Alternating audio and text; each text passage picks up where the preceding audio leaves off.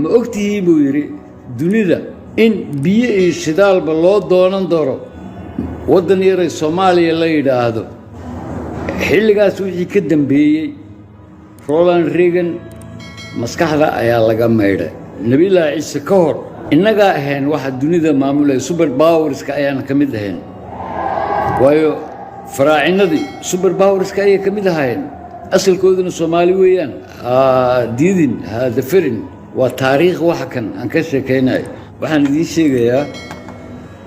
dalkan Soomaaliya la yiraahdo sirta taala cidii ogaato oo xitaa ay ku jiraan qolooyinkan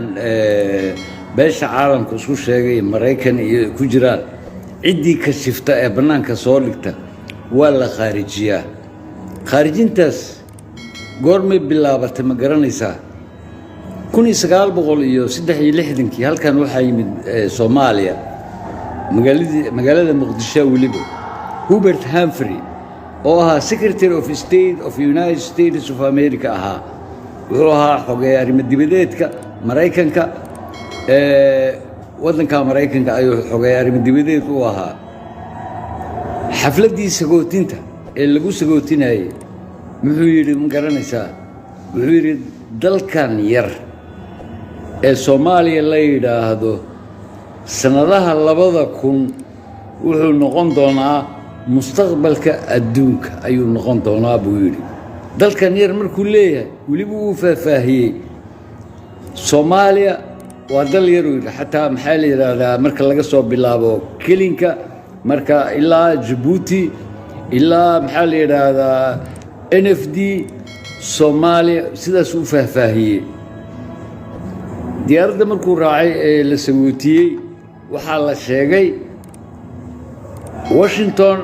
markii diyaaradoodu ay timid in ambulance looga qaaday ka soo tag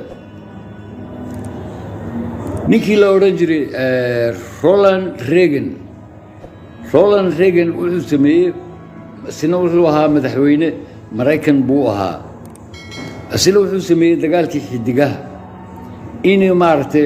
hawada sare ay waxaan ku sameeynaynaa buu yiri saldhigii barnaamijkiisa markuu soo gabagaboobay ee xaflad ay sameynayeen buu wuxuu yiri ma ogtihiin buu yiri dunida in biyo iyo shidaalba loo doonan doono biyo iyo shidaalba loo doonan doono iyo wax walba oo nafta bini aadamka u baahan tahay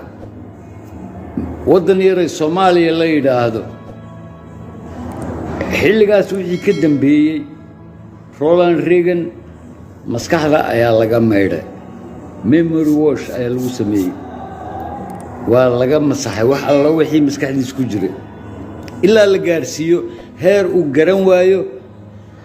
kan maxaa la yiraahdaa ma yaqaan kan maxaa la yiraahdaa ma yaqaan